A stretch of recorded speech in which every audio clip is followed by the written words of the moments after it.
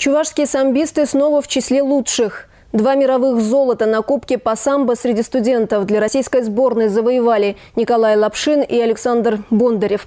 Ребята участвовали в тестовом мероприятии, которое прошло в столице 27-й Всемирной летней универсиады 2013 года в Казани.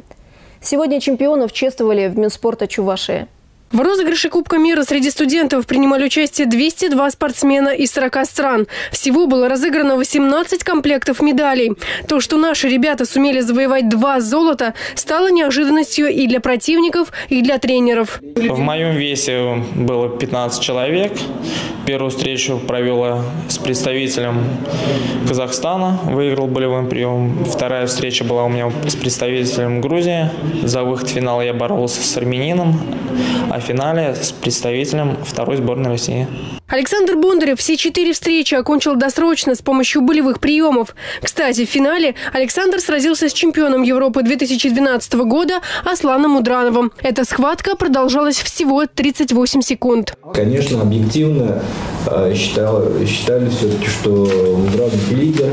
К тому же он выступал за команду Татарстана сейчас, и как бы все, казалось бы, на его стороне. Если честно, с Сергеем Васильевичем обменивались мнениями так предварительно.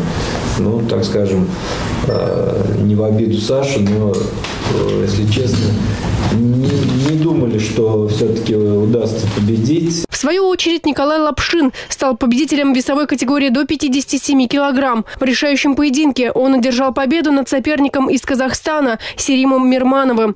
Тренеры уверены, что эта внушительная победа поможет и дальше развивать самбо в республике.